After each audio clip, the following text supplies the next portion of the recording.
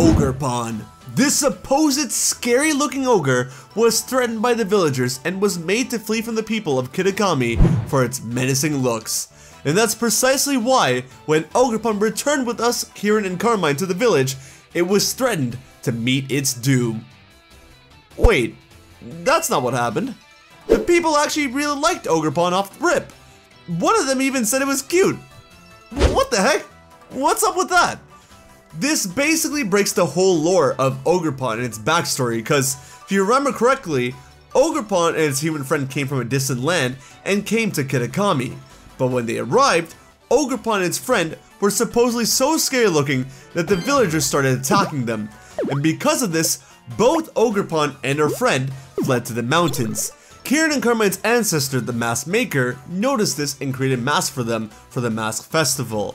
And so once in a while, Ogerpon and her friend were able to be amongst the humans of Kitakami, but only with masks on. With masks off, they were perceived to be threatening. But how does that work if Ogerpon looks like this? It wasn't suddenly just like this, it must have always been like this. So if it was always cute, it was never a threat.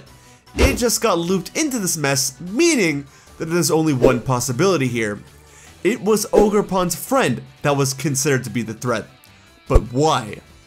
But before that, let's talk about the sponsor of today's video. If you feel like your experience is holding you back from pursuing the career that you wish, then I'm excited to tell you about today's sponsor, Southern New Hampshire University. SNHU has to be one of the largest accredited non-profit online degree offerings in the country, and I wanted to talk to you about their game development program. In this program, you'll learn how to create realistic, dynamic gameplay experiences with game AI, game physics, 2D and 3D graphics, and interface design. You'll also learn computer programming languages like C++, C#, and Java, and you'll learn 3D modeling and texturing with game art software. You'll learn how to research, develop, and contribute to advances and trends within the field of programming. Courses are taught by faculty with real-world experience. SNHU is radically affordable. Their online tuition rates are some of the lowest in the nation. Go to snhu.edu/hybridhero, also linked in my description, to see what the current average annual salary for a programmer is and request free information about the program. When you request information, a real person will hop on a call and discuss how the program could benefit you personally. It only takes one click to find your calling. Typically, you would think that between a human or a Pokemon, the Pokemon would be the more threatening one, appearance-wise.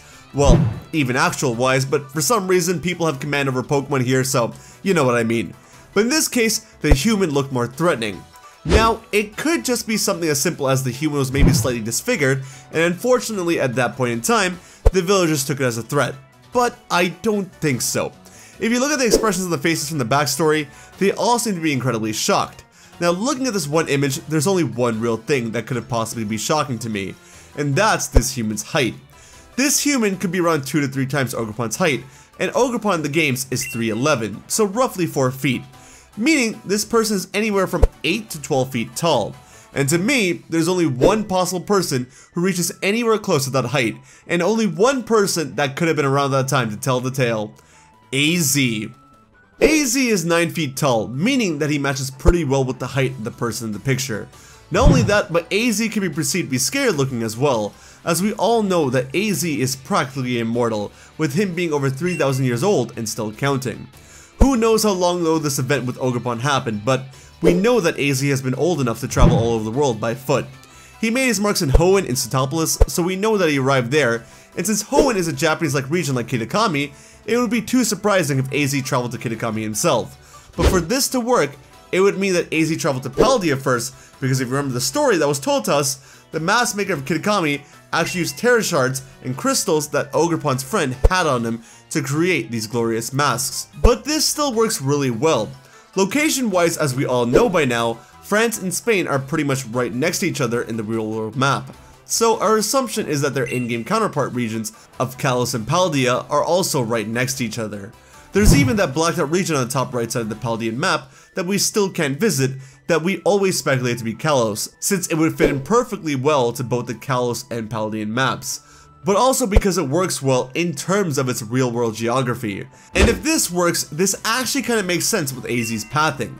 He would have started in Kalos, gone down to Paldea, then from Paldea to Kitakami somehow, and since Kitakami is a Japanese-based region, going to Hoenn from there would have been fine as well. But AZ doesn't just work well only because of this. He works well thanks to Area Zero as well. AZ equals Area Zero.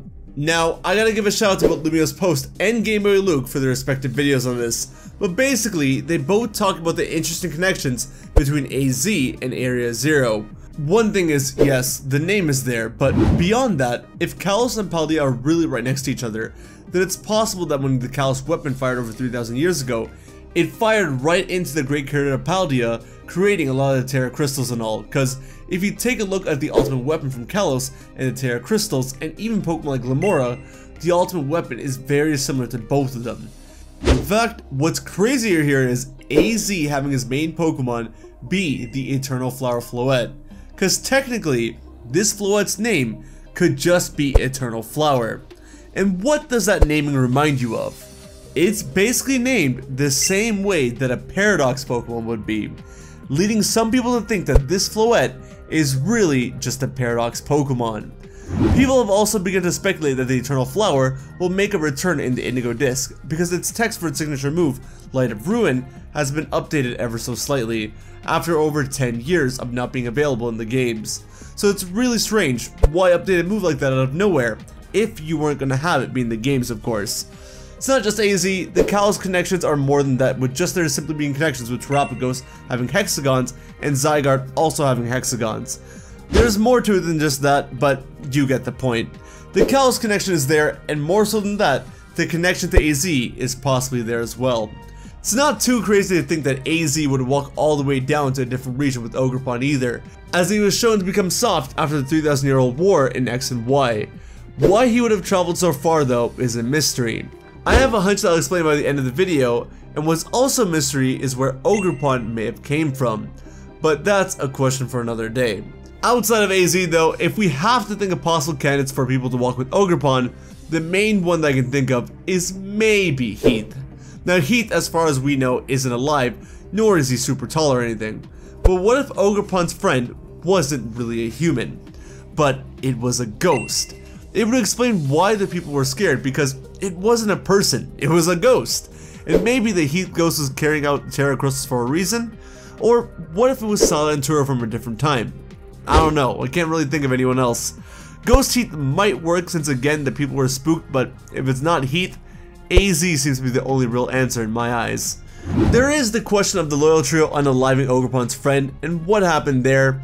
But honestly, if you think about it, we never got any confirmation that Ogerpon's friend passed away or not. Just that we know that the Loyal Trio attacked their friend, but again, if it were AZ, this guy's supposedly immortal. Maybe he just simply escaped and had to leave Ogerpon behind, but even if he actually got seriously injured and mortally wounded, chances are, thanks to Infinity Energy shenanigans, he probably was able to survive all the injuries and everything and roam the earth once again. And I say this because if Ogerpon's friend really did pass, the body must have been nearby, but it wasn't. So I think her friend survived and went elsewhere where it wouldn't get hurt, and that it took Ogerpon to Kitakami as a friend or a companion because they knew the pain of isolation and didn't want Ogerpon to go through the same thing as well. Because for right now, I imagine Ogerpon to be this one-on-one Pokemon who doesn't have anyone else, and because AZ can relate, he decided to travel to Kitakami with it. But that's just what I think, so yeah, I think Ogerpon's friend is AZ, but honestly, not too sure here. But it's the best guess that I got. What about you guys? You'll have to let me know in the comment section down below. Thanks for watching, guys. I hope you enjoyed. Take care of yourselves, have a wonderful day. I'll see you over on the next video, alright? Later, bye!